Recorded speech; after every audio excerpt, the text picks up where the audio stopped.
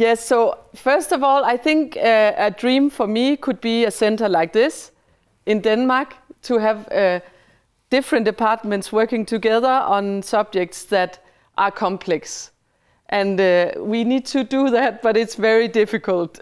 So all the things that I show you today is something that I've worked on in collaboration with different disciplines and other artists as well. So whenever I say I actually mean we. It's just very difficult to mention the names all the time and boring for you, I think. So just notice that I do all my work together with other people, which is also one of the things that are in many ways challenging when we approach this, these difficult rooms. So a bit about the context. So Denmark, this is Denmark, first of all. And as you see, this is a 10-year-old map of the construction of new super hospitals that we call it today. And we want to kind of gather, Denmark wants to gather people in big hospitals, like small cities almost. So they are really gigantic, these new hospitals. And they are built on, you could say, shifting the focus from an effective treatment-oriented approach to trying to look into healing and healing architecture. So this is actually a strategy that the Danish government had when we were deciding on building these new hospitals. And noise, of course, constitutes a significant stress factor in hospital environment. And this is evidenced by user surveys and research internationally revealing increasing noise levels, so how loud the noise is. However, a simple noise reduction strategy has shown to be insufficient. So just reducing noise doesn't really solve what some people call the noise problem. So first of all, I want to kind of position myself in another corner of research, which is having another view on the listener and maybe also on noise, which is the soundscape approach.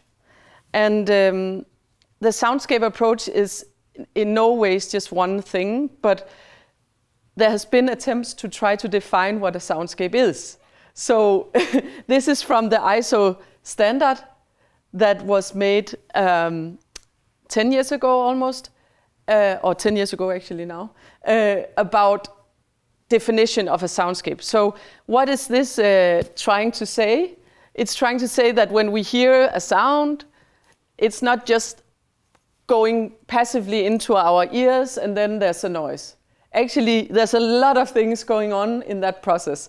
So listening is an active act, and it is influenced by many different factors. So of course the acoustic environment as it is here is very influencing how you can hear my voice, but also the sensations you have from all your senses actually.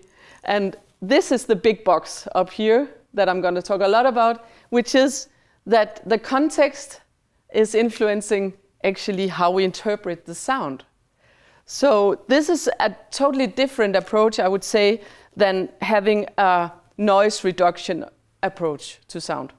Because this has to take in a lot of other factors into play in terms of how we actually think of a sound as noise or not noise. So it's not just the sound or the, you could say, the frequencies, it has to do with the context, etc. And through the last 10 years or so, I've been working in, I did my PhD about noise and soundscapes in hospitals in Denmark. And since then, I've worked with hospitals sound as well, soundscapes. And today I'll talk about some cases, so I'll show you specific cases from my work or our work. And I think that when we look at this, this is a picture of one of the delivery rooms in Denmark that we've worked with. I think all of us can see that, of course, the context matters. When we go into this room, it's not just the sounds in itself, the alarm sounds coming from this system. It's also the interplay with the whole environment. And one of the premises of this talk is also that there's no such thing as a neutral or not designed place.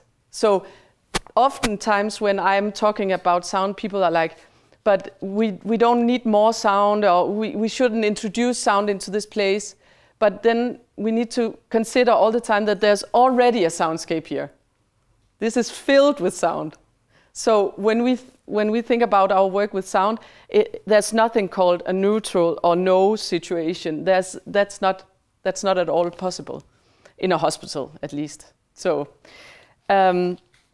first of all, I'll talk a bit about the context again, about the tuning approach, how I've developed that through a specific design case in a neuro-intensive care unit with children.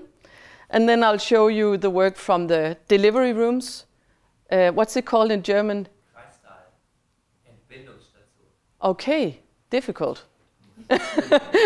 Okay, so that's what I'm talking about. So, okay.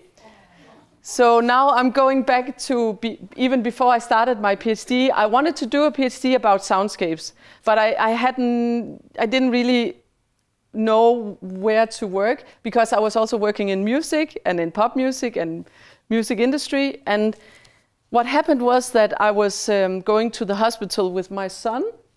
At the time he was very small, as you see here, and he had this thing that he had to be operated for. It was nothing very dangerous, but of course you can't really tell that to a 2-year-old, or I don't remember how old. Yeah, a 2-year-old.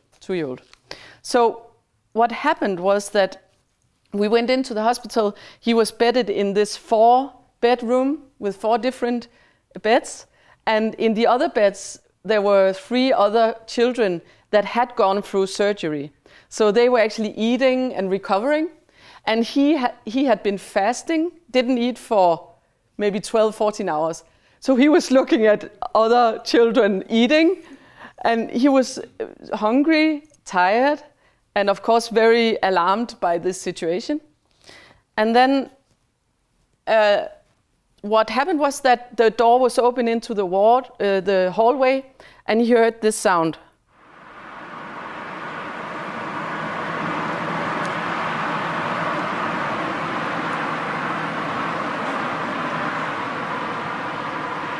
And it was going past the hallway, this sound. And what he did was covering his ears, as you see here, like this. And he was looking like down, and he was trying to figure out what is this sound, the sound of. And it became louder and louder, and he covered his ears, and I took a picture. Really bad mother in that situation. But I did this because I suddenly came to think of, this is what I'm going to work with. I'm going to work with the hospital soundscape, because for him, what would he do normally at home? He would run into the hallway, he would look, and he would see that this was actually like this cleaning the floor machine. Nothing dangerous, it's okay, everything is fine. But he would definitely not do like this. So it dawned on me that it was not the sound in itself that was actually the problem, but it was the situation and the context and his own bodily situation as well that kind of made this sound into something that was really screaming at him. And then I found the picture of the scream, you know, the Munch painting. And suddenly I saw the similarities. And there's also the similarities of the rail behind it, which is really weird, interesting. Coincidence, of course. And the scream here, I always thought that the person here was screaming in the picture. But actually, I looked then into Munch and his own description of the painting. And I found his his diary here, and he described how he was inspired for this painting this. And he says, so one evening I was walking along a path. The city was on one side and the fjord below. I felt tired and ill. I stopped and looked out over the fjord. The sun was setting and the clouds turning blood red. I sensed a scream passing through nature. It seemed to me that I heard the scream. I painted this picture, painted the clouds as actual blood. The colors shrieked. This became the scream. So in the painting, when I was going back, I saw that it was actually not the person screaming. He's covering his ears to get away from the screaming of nature. So actually the original title is the nature screaming of the painting. So the similarities again told me something about that it was actually the surroundings screaming at him. It was the surroundings that were having this atmosphere that was suddenly effectively making an impression. So going back to the hospital, I was reviewing the existing research on the topic of noise in hospitals, and there was this consensus that hospitals are filled with stressful noise, counteracting well-being, health, and this assumption was built on a correlation between loud noise that you measure and then people saying that noise is a problem. So then I was asking myself, but can we say that it's the same noise that we are measuring and that we are feeling in the room? Or is there something there that we are missing when we work with hospitals, sounds and noise through this noise reduction approach? Because in some ways, these models presupposes a divide between an experiencing subject and an object of noise as something that we can represent or we can understand through a framework. And it also presupposes a division of the senses that is almost like different channels. But actually, as we all know, they play together all the time. So even though we can maybe take the noise away, maybe something is very awkward in the room, the temperature, the light, and that will change the whole atmosphere. So that's when I came into reading about atmospheres, Gernot Böhme, and a lot of yeah, I got a thumbs up of that when I was doing my PhD.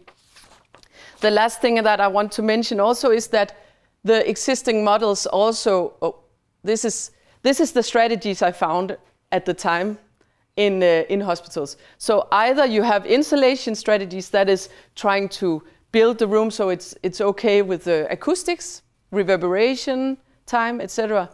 And then you have what I've called isolation strategies, which is isolate the patient from the noise by putting on headphones or earplugs or something like that. So this was the prevailing strategies at the time.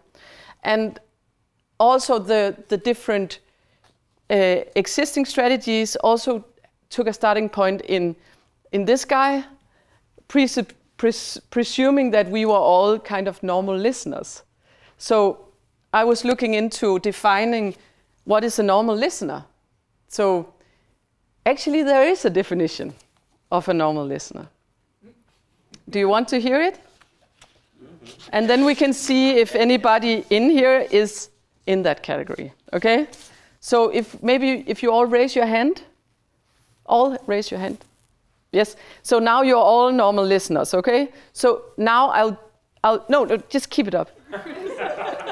You can keep the hand up. And then I'll read out the definition. And if you fail to be a normal listener, okay, you take it down, okay? So a normal listener, according to this ISO standard, is an ontological normal person between 18 and 25. Okay. So we have one left. Yes? Just keep it up. Keep it up. So we rely on you now. So normal state of health, and of course you can, if you don't want to play with me, you just... normal state of health, free from all signs of ear disease. Do you have any ear diseases? No? And do you have a lot of earwax in your ear canals? No. And do you have an history of exposure to noise? Yeah. Take it down. Okay. Okay, so we actually know one here. I'm not fitting for that category either. But this normal listener category is actually built into the standards that we use when we say what kinds of noise limits, etc., we use when we build hospitals in Denmark. I bet it's the same in Germany.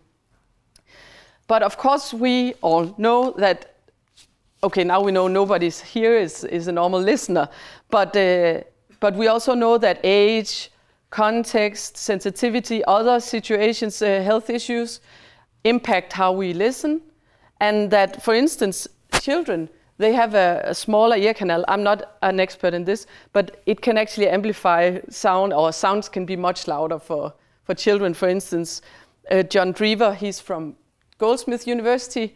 He made a study about, hand dryers, and children are always like, oh, or grown-ups as well. But of course, this is a design that may be built to the normal listener, but we all are different listeners. So we need to include that. So that's why he introduced this term of oral diversity. So how can we build, for instance, soundscape in hospitals for oral diversity? So that is, of course, a big challenge, but I think it's very important when we look at hospitals where people are in very different states of health. Okay, and then I also found this book by the English anthropologist Tom Rice. And hello. He did a field work for 1 year in a hospital in UK where he was just listening. And he was talking to people, patients, about their listening situation, or their situation generally. And what he kind of summed up in this book that I can recommend is that a lot of things relates to why we feel that noise is very present in the hospital. One of them is that there's a general atmosphere of absence. So many of the other different, for instance, smell and the visual, we are actually very restricted in the hospital. So what happens then is that the sonic or the auditory environment becomes very much a foreground sense, because we navigate so much through our ears when we cannot see, when we cannot smell, when we are in an unfamiliar place in that way. So we have this, you could say, alarming sonic sensibility often. And then what happens is that what makes it even more difficult is that we have a lack of coping skills and active coping possibilities. So that's again going back to my son. Normally he would run and look. That would be a way to cope with that situation. But in the hospital, actually these normal everyday practices are often taken away from us. And so we lack the skills to kind of handle the situation. And also the alarm sounds, of course, which is the thing that people mostly talk about when they talk about hospitals, is that we know that it's functional and that it needs to be there, but we do not understand what it means. So that's Florence Nightingale said in her small book on nursing. She said that then unnecessary noise is what's harming the most for the patient, when we hear something that we do not understand. So she also talks about half conversations. So if we hear someone talking outside, doctors, and our ears are attracted to people talking, but we cannot hear what they're talking about, that's also noise, if we look from a soundscape perspective. So yeah, so what we try to talk about instead is actually to introduce a concept in Danish, sonisk medborgerskab. So we try to translate it. It's not so good in English, but it's sonic citizenship, which is that to think about, I don't know what is it in German, citizenship. It's not only nation state that you have a passport. It also has to do with how you feel as a part of a community. Medborgerskab, it is in Danish. Do you have a word for that? Okay, Bürger, yes. So that's when you have, you feel you have a responsibility for being a part of a community, and feel that you can be heard, feel that someone will listen, etc. So that's the Danish word medborgerskab. Yeah, zugehørighed. So when you feel like a part of a, yes. So we want to, and we are not alone, because there is, for instance, this book from Routledge now called Senses and Citizenship, which talks about how our senses are also a part of that process of feeling as a part of a society or an institution or a place. It's also a way that we make ourselves home in unfamiliar environments, and it challenges, you could say, this one-fits-all notion of citizenship, to also say that in some situations, some voices cannot be heard or do not count. So how can we think about these, you could say, asymmetrical relations between voices as well? And just to give you an example from this room again.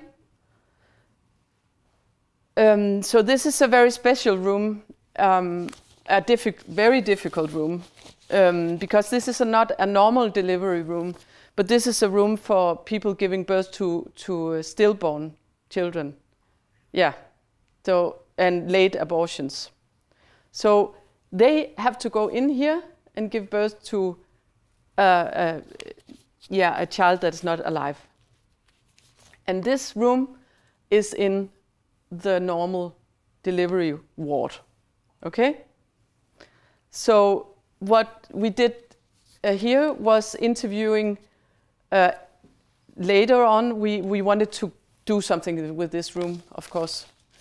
And what we asked some of the parents that had experienced this room, how their experience was of the room. And here's just one quote here. The worst thing was the noises next door. That was actually the worst. Then there's someone lying giving birth, and then there's a baby and a father snoring while he's lying screaming, she's lying screaming.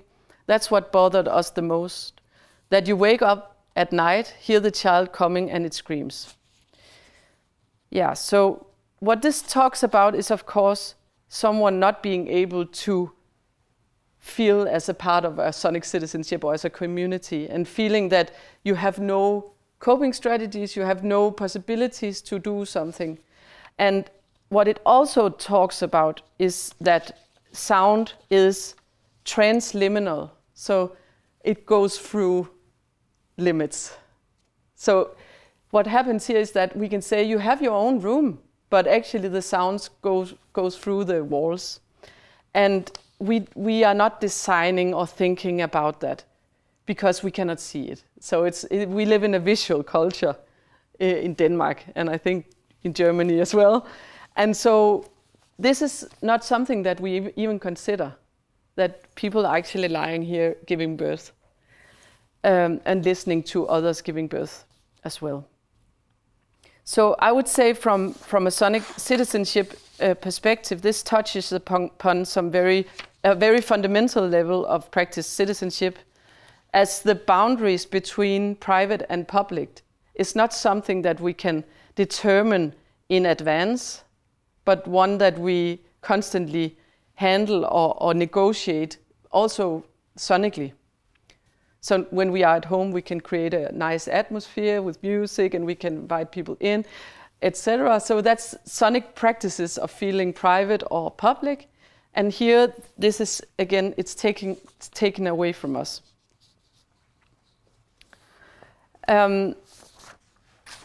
And I'll return to this room later on.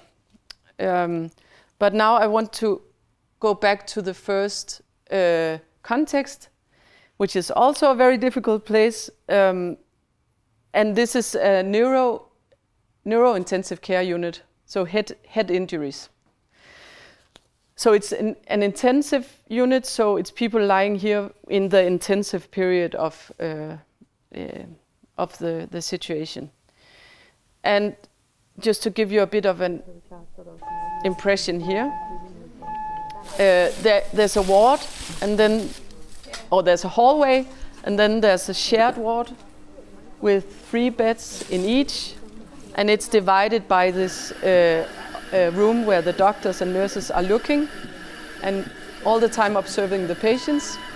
So in between the 2 rooms, you have this corridor with the nurses and doctors.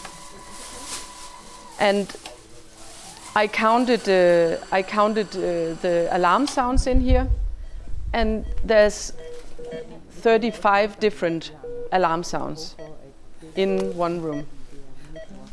And of course, the nurses and the doctors, they have different alarms that they listen to, but they know these sounds. But when you come in here as a relative, when you come to visit here, you don't know what you're going into. So the nurses had a big wish to have tools or be able to introduce or prepare the families that were going in to visit for this very alarming, you could say, atmosphere in the ward.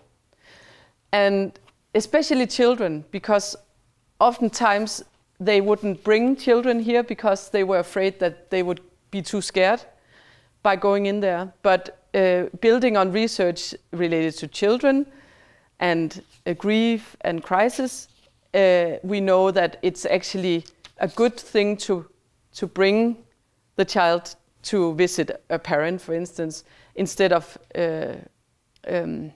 having only their imagination. So this is a project I did together with an architect called Sophie Kink. And what we did was that we took the sounds, the alarm sounds from the ward. I recorded them, and then we turned them into this music instrument in the waiting room.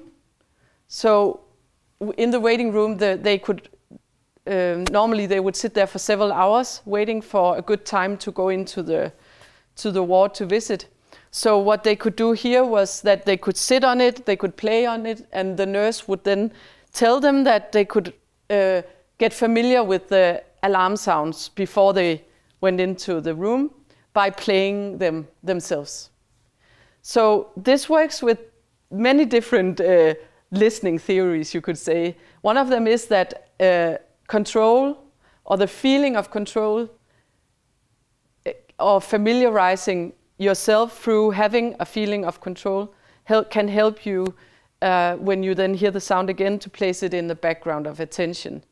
So if we are unfamiliar with the sound and it's very loud, then it comes to the foreground. But people working here, the nurses, they are used to the sounds, so they can place them in the foreground or in the background. So we tried to work with that. And then what we also did was make it's on wheels, so you can take it with you from the waiting room and into the ward.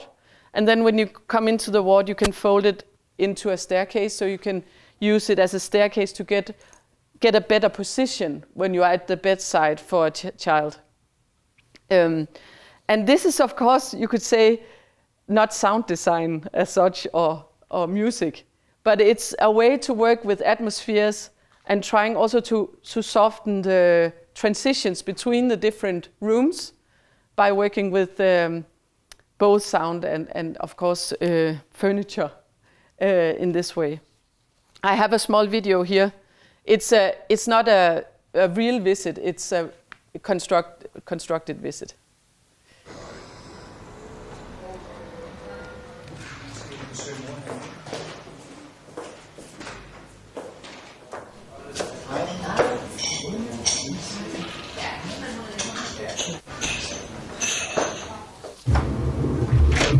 Så. lidt om, hvordan mor har det. Lige sådan noget, jeg vil vise dig her. Beep. Trækker du i den der? Så kan vi tage den med ind til mor. Gør vi det? Så går vi herhen til den her side. Ind ad den dør her, Martha. Og herhen i sengen. Jeg er lidt træt lige nu, også? Og så siger, hvis du lige går lidt til siden der, så spænder så sætter jeg dem lige den her fast. Kan du huske, hvordan du åbnede den før? Kan vi prøve det igen? Det er den røde, vi skal have op først, ikke også? Hvad er det så for en? Er det den grønne? Ja. Sådan. Se, nu kan du træde op her, så kan du komme op og sige hej til mor. Jeg starter faktisk først herovre. Starter med herovre, men det må du også godt. Det er simpelthen frit frem. Prøv du bare at kravle op der.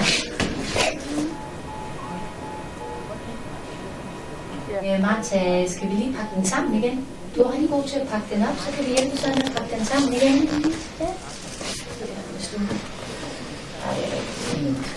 Hvad er det så for en? Ja, det er rigtigt. So this project with KitKit was not so much about developing a product at all.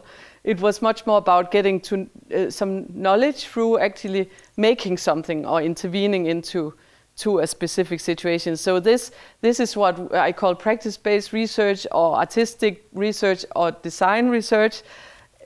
It has different names, but I think this example, I use it to show that what we got out of this project was two things. First of all, is that the rhythms are relational. So, for instance, in the waiting room, if we introduced a very slow, calming soundscape with maybe music that was slow, the child's rhythms in his or her body might be very much out of tune with that rhythm of that. And I know from music therapy, and many of you are from music therapy, that's also a very basic part of that, is trying to work with how to synchronize or attune, which is the word that I use, between different rhythms over time. So we have to kind of meet the child, for instance, in this situation where they are, and try to work with those rhythms as something that we can then maybe slowly modify or make slower, or take a starting point in the relation between the body and the environment. So this was one thing. And the other thing, which I think has become even more clear after working in the delivery rooms, is that this was actually something that became a helping hand for the nurses. So actually what we were doing here was providing tools for the nurse to do what she was already doing, but just helping her build the relation to the family, so they felt safe in this situation. And this talks into how do we work in hospitals today, because then we need to think about the cultural transformation, or we cannot just go there and put up some speakers and then walk away again. At least that's our approach. We need to integrate it into the routines, understand how they work, and also understand that this is the workplace that they are in every day. So we need to think a lot about that as well, and as I'll show you now with the delivery rooms. Okay, I'll just check time.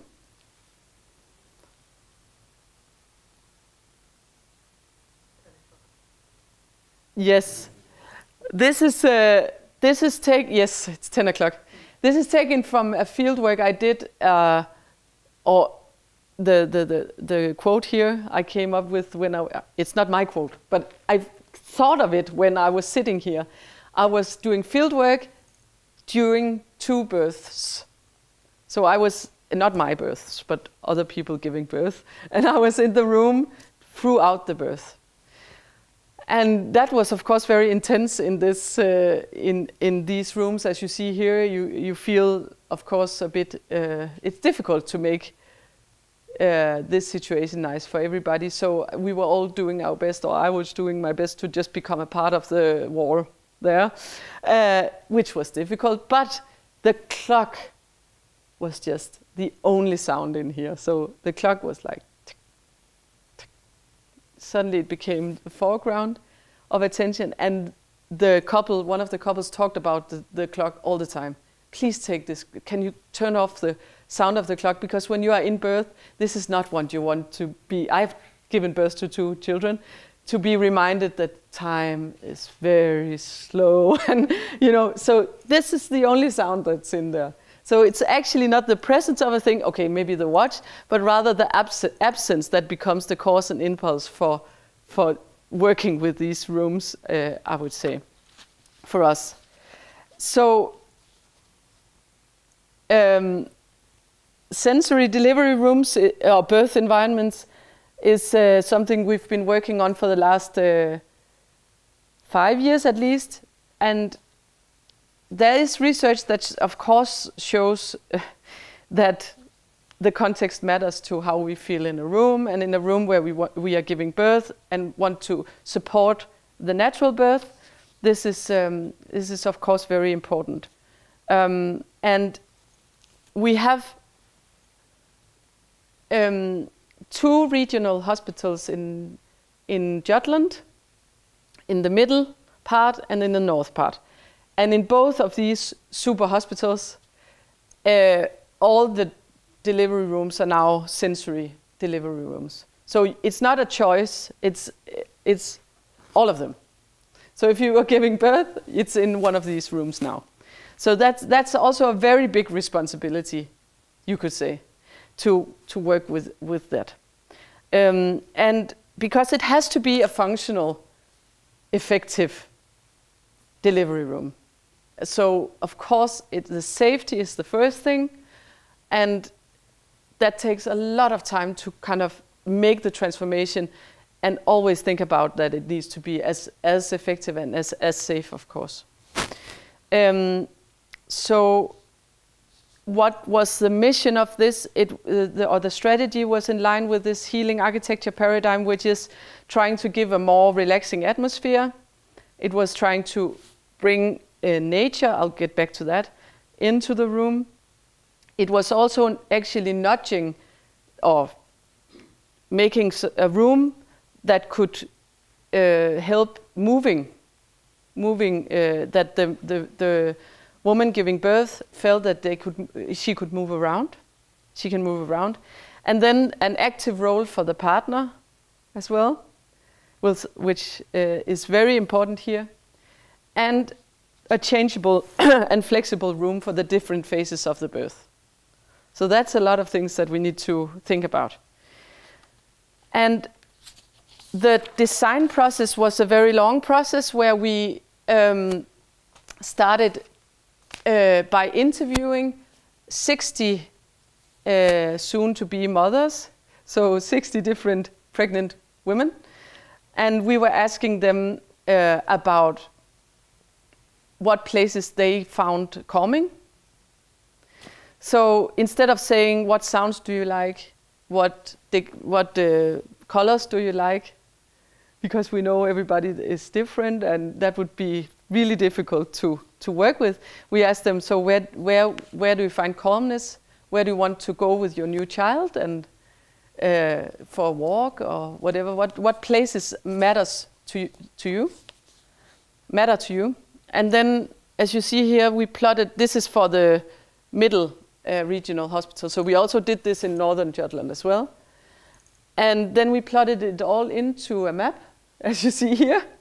And then we were a team of, I was doing the sound recordings, soundscape recordings, and Morten Hilmer here is a nature photographer.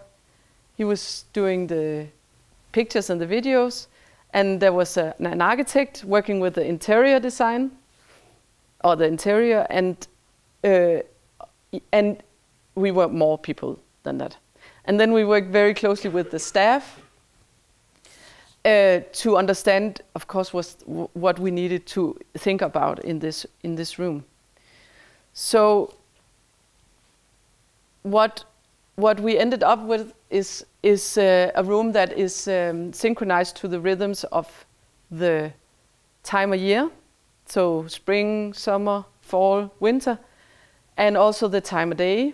So if you, for instance, are going into the hospital in a winter morning, then the room is like this, and it sounds like a winter morning as well. So it's not, we do not really use music, we use more soundscape or sound recordings.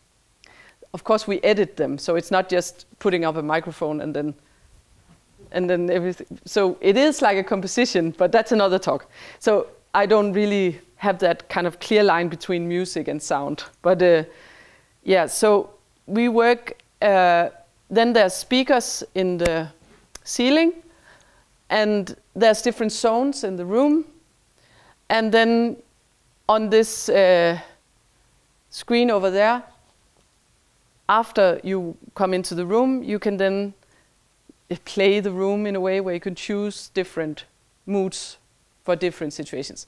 So that's where the birth companion or partner comes into the picture, because what happens is, of course, the woman giving birth normally really do not care about, you know, what this is in the beginning. So you have something else to do. But it's in the background of attention. And then throughout the birth, there'll be phases where suddenly the woman is going into the bathtub, for instance, and then she wants the winter on the walls, because then she feels that the temperature is falling in the room. So, for instance, that's something that happens very often here. So the multisensory, again, interplay, playing together. But most often it's the birth partner that has now a role of setting the mood in the room for the different phases. Sometimes the midwife also have a role in that.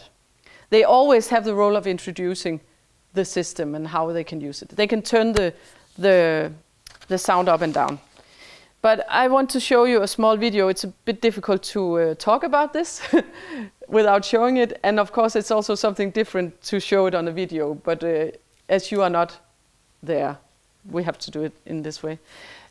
The first small video here is just to show you that we have specific, I wouldn't call them moods, but specific situations where we have some functional videos that can help with the breathing rhythm.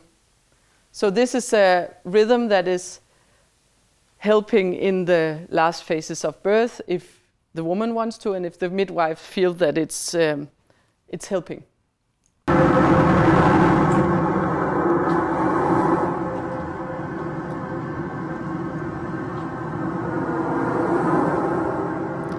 This is midwives just looking at when we were showing them the room. So okay, so here's a small video in Danish, but there's English subtitles. So I'll just show you so you can have a bit of context.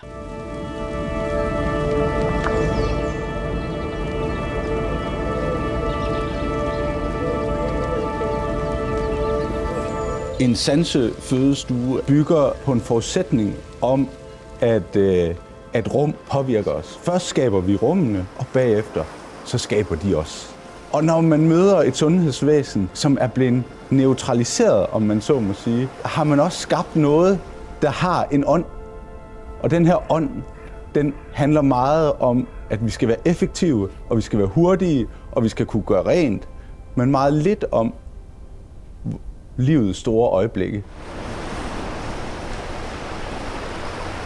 Vi kan sagtens lave flere her, en der, og så bare fra hatten derude, hvor de bare står og kører helt roligt. Ja.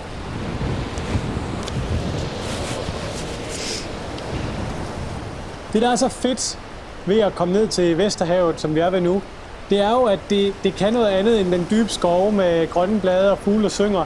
Der er power på, der er masser af kraft på, der er ren natur. Og så samtidig med, at det er så overvældende, både med lyd og med billeder, så er der samtidig en vis ro over havet.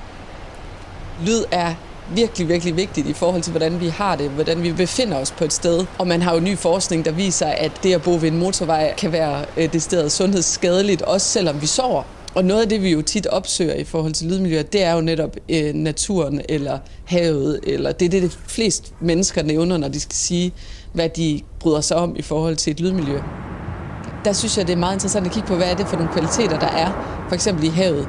Det er noget med, at det er på den ene side forudsigeligt. Det vil sige, at vi er trygge, vi ved, hvad der skal ske her. Der er nogle bølger, og vi kan se det, og det hænger sammen. Og der er en rytme i det, der er en puls i det. Samtidig er det hele tiden foranderligt. Altså, jeg tror bare, vi må erkende, at mennesket er et sansende væsen. Og når man går ind i sådan et rum her, så kan man faktisk mærke, at man kommer ind i den rum. Det er tydeligt for enhver. Der er noget med belysningen, der er noget med lyden, og så er der selvfølgelig noget med det, man ser. Det vil sige, at hele ens krop, den reagerer med det samme. Jeg vil faktisk mene, at man nærmest går lidt ned i tempo her, nær sagt. Altså ens krop, den på en eller anden måde vender sig til det her rum, den er kommet ind i. Når man taler til krop og intellekt samtidig, så taler man meget mere til det hele menneske, i stedet for kun at tale til en lille del af mennesket.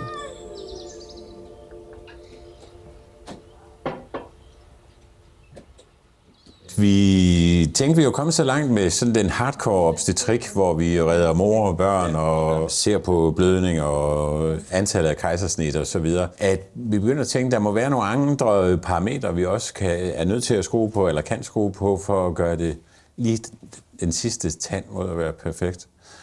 Og begreberne omkring healing architecture blev introduceret, og vi så faktisk også nogle videnskabelige undersøgelser af, at det kunne påvirke adrenalinniveau, stressniveau. Der begyndte at komme resultater om, at måske blødningstendens og antallet af kejsersnit kunne reduceres med kunst på væggene.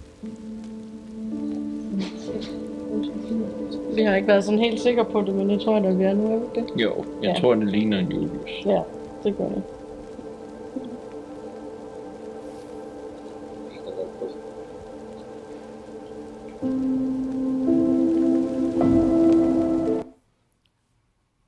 Okay.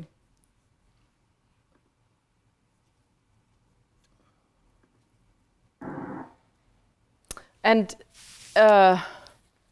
apart from this room, we also have worked with rituals. So giving celebration ritual.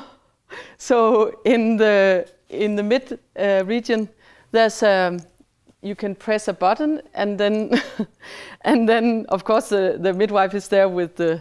We have this weird tradition with having very bad food and a bad saft. What's it called? Yeah, you know what I mean. Yeah, and then this video is put on where we got a whole summer house area to I don't know what it's called. Hejse flag. Put up the flags and say happy birthday. Yeah. And so they do this over 20 minutes. They go out of their houses and they put it up, and then the kids made drager. I'm sorry, I'm losing English now. I'm really sorry. What are they called? Where you put up Drachen. Exactly. Yeah. But this ritual part, I just wanted to highlight that in terms of the okay, I don't have that slide here.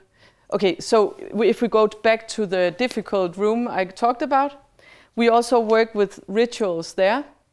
So giving the opportunities for the midwife to do a ritual that's not tied up with a specific religion, so it's not a priest that comes to do it. They can choose that as well, but it has a ritual that is made by the midwife together with the couple when they are sitting with after giving birth to a stillborn. I think for now I won't go more into that, but you can ask me about it if you want to.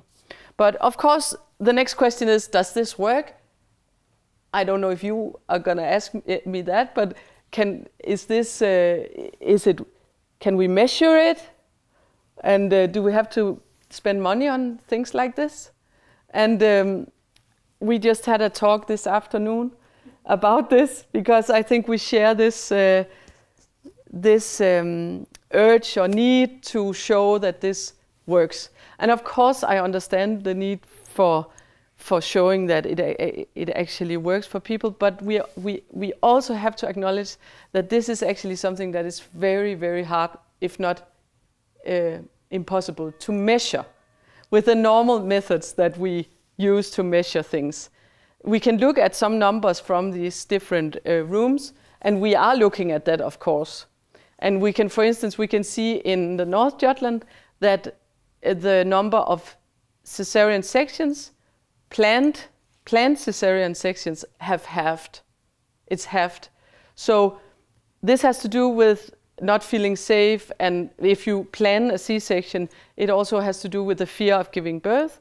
And they have this number now because, not because of the rooms, but because of the change of the routines that they have in the ward here, where they the doctors show them the room and they listen to it and they talk about the room. Just that thing matters to how you feel about actually trying to do a natural birth. But I can just show you a bit here that there's an article called Sensory Design in Birth Environments, Learning from Existing Cases. I didn't do this. It's from different researchers from the world that is trying to make what they call a global birth environment design network. And they try to sum up this. And we are case study 1. So we are ticking all the boxes here, as you see here, and they kind of sum up what we find in the existing case studies, what works and what is still difficult. And then there's, of course, it says Danmarks bedste fødeafdeling, the best birth environment in Denmark. So they get this from the surveys. So that's also a way that you can measure it in a way. And then we have, I brought this because we got a visit from Andrea Köpke from Hebammenverband, Germany. Yeah, and she talked about that the secture rate in Germany is very high, actually, as you see here. So the C-section rate is very, very high. And there's both costs, and it's not only the woman's health and the child's health, but it also has to do with the costs, actually. And so they were very interested in the very low rates, C-section rates in Denmark. And you can find this article online, and it says that it has to do very much with the culture. It has very much to do with having developmental nurses that all the time works with the environment, and that they are a part of the processes of transformation. So it's not something that we just put in there. It's developed together with the departments.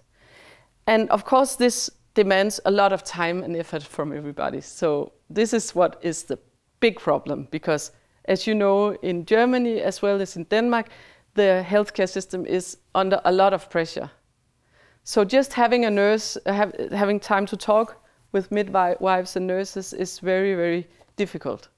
So for me, at least, I think that this is one of the big challenges, is to actually be able to make this, I would say this approach demands that we need to do it together with the staff. And we have also made a qualitative study of the midwives, here it is, midwives' work environment, their experience of their work environment in North Jutland, after working in these rooms for 2 years. So that's also very important for us, that what happens after 1 or 2 years, because people are working here every day. And it's not been published yet, but it's based on interviews with the midwives working here. And what is striking is that it's a tool for them, or a helping hand for what they do already. So again, going back to the first case, this is actually what is the most result, the most the result that most people are talking about, or most midwives are talking about in these interviews, is that it's a helping hand for them, for their practice. And yeah, I brought this. This is another aspect of it, which is that they now feel that they can make a difference, not only as a midwife giving birth, but also think about how they can change the environment. So suddenly they see themselves as someone who has an impact on the environment as well. So she says, you can see how making a difference changes something, and it feels good to make some improvements in your department. So I think so too. I can feel that it has given someone a boost to make some improvements, or what should I say, including myself. The thing about fighting for something and doing something to get better, that is, and looking around a little more and see what else can we improve, what else we need to look for. So I think for now, that's it. And this is some of the people I work with, but there's a lot more. So the leading midwife in Anne Fogsgaard in the Middle Region Hospital, she has been maybe the most important person here, because she's just kept on pushing this. And she did the first pilot study as well. And she did a randomized control trial that's the kind of the gold standard in this area. And it took years, as you know, it takes years, and it didn't show anything, really. So there was problems with that because the setup was very different.